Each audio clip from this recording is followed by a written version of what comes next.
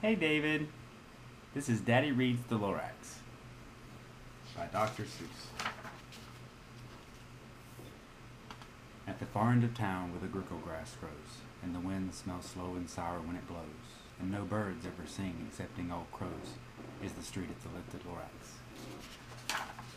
And deep in the grickle grass, some people say, if you look deep enough you can still see today where the Lorax once stood just as long as it could, until someone lifted the Lorax away.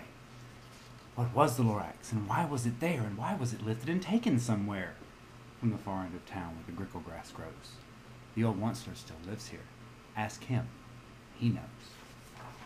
You won't see the Onceler, don't knock at his door. He lurks in his lurkum at the top of his store. He lurks in his lurkum cold under his roof, where he makes his own clothes out of milk muffled moof. And on special dank midnights in August, he peeks out of the shutters, and sometimes he speaks and tells how the Lorax was lifted away. He'll tell you, perhaps, if you're willing to pay. On the end of a rope, he lets down a pail, and you have to toss in 15 cents and a nail, and the shell of a great-great-great-grandfather snail. Then he pulls up the pail, makes a most careful count to see if you've paid him the proper amount. Then he hides what you've paid him away in his snub, his secret strange hole in his grubberless glove. Then he grunts, I will call you by whisper my phone, for the secrets I tell you are for your ears alone.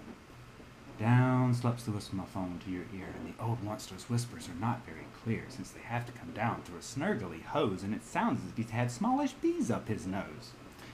Now I'll tell you, he said, with his teeth sounding gray, how the Lorax got lifted and taken away. It all started way back, such a long, long time back.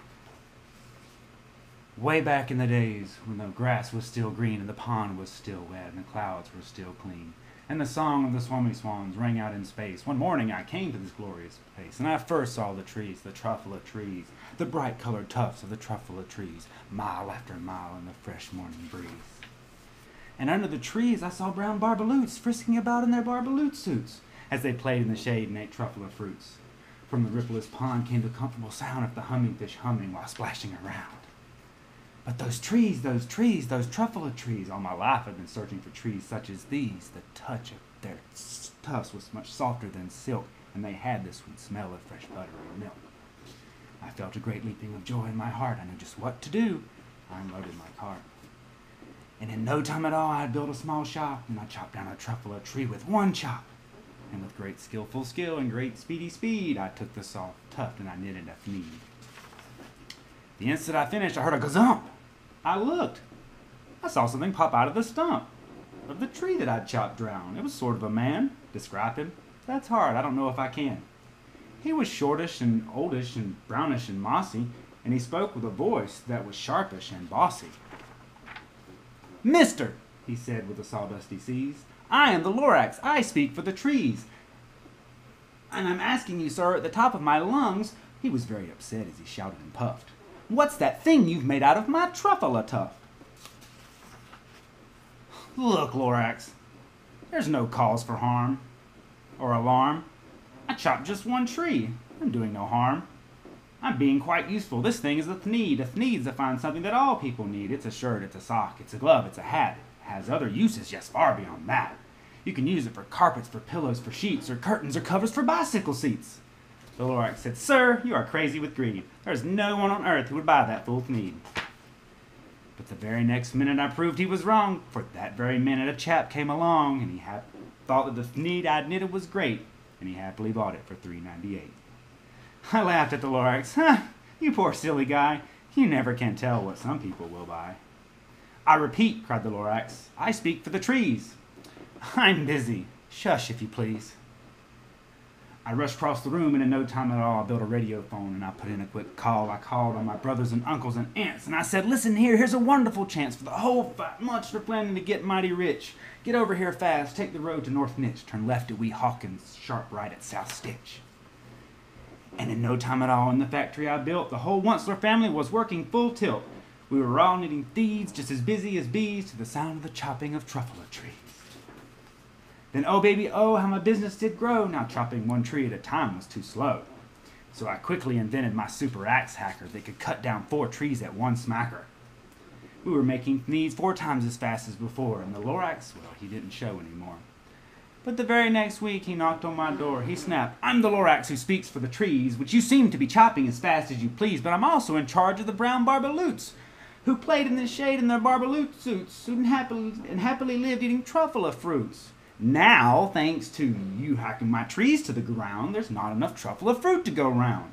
And my poor barbaloots are all getting the crummies because they have gas and no food in their tummies. They love living here, but I can't let them stay. They'll have to find food, and I hope that they may. Good luck, boys." And he sent them away. I, the Onceler, felt sad as I watched them go, but business is business. Business has got to grow, regardless of crummies or tummies, you know. I meant no harm. I truly did not. I had to get bigger, so bigger I got. I biggered my factory. I biggered my roads. I biggered my wagons. I biggered the loads of the needs I shipped out. I was shipping them forward to the south, to the east, to the west, to the north. I went on right on biggering, selling more needs. And I biggered my money, which everyone needs. Then again he came back. I was fixing some pipe when that old nuisance Lorax came back with more gripes. "I am the Lorax." He coughed and he whiffed, he sneezed and he snuffled, he snargled, he sniffed. "Onceler," he cried with a cruffless croak. "Onceler, you're making such smogulous smoke. My poor swammy swans, well, they can't sing a note. No one can sing who has smog in their throat." "And so," said the Lorax, "please pardon my cough. They cannot live here, so I'm sending them off. Where will they go? I don't hopefully know. They may have to fly for a month or a year to escape from the smog you smogged up around here." "What's more," snapped the Lorax, his dander was up, "let me say a few words about gluppity glup and schlippity schlop. Your machine chugs on day and night without stopping. What do you do with this leftover goo? I'll show you, you dirty old monster man, you. You're glumping the pond where the humming fish hummed. No more can they hum, for their gills are all gummed. So I'm sending them off. Oh, their future is dreary. They'll walk on their fins and get woefully weary in search of some water that isn't so smeary." And then I got mad. I got terribly mad. I yelled at the Lorax, "Now listen here. All you do is yap and say bad, bad, bad, bad, bad. Well, I have my rights, sir, and I'm telling you, I intend to go on doing just what I do. And for your information, I'm figuring on biggering and biggering and biggering and biggering. With more truffula trees, turning more truffula trees into needs, which everyone needs." And at that very moment, we heard a loud swack. From outside in the fields came a sickening smack of an axe on a tree, and we heard the tree fall. The very last truffula tree of them all. No more trees, no more needs, no more work to be done. So in no time at all, my uncles and aunts, every one, all waved me goodbye. They jumped into my cars and drove away under the smoke-smokered stars. And all that was left of the bad-smelling sky was my big empty factory, the Lorax, and I. The Lorax said nothing, just gave me a glance, just gave me a very sad, sad backwards glance as he lifted himself up by the seat of his pants. And I'll never forget the grim look on his face when he hoisted himself up and took leave of this place through a hole in the smog without leaving a trace. And all that the Lorax left here in this mess was a small pile of rocks with one word: unless. Whatever that meant, I just couldn't guess. That was long, long ago, but each day since that day I've worried and worried away. Throughout the years when my buildings have fallen apart, I worried about it with all of my heart. But now that you're here, the word of the Lorax seems perfectly clear. Unless someone like you cares a whole awful lot, it's not going to get better. It's not.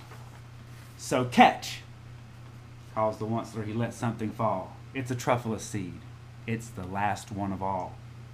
You're in charge of the last of the truffula seeds, and truffula trees are what everyone needs. Plant a new truffula, treat it with care, give it clean water, feed it fresh air. Grow a forest and protect it from axes that hack. Then the Lorax and all of his friends might come back. The end. I love y'all. Night night. Don't let the bed bugs bite.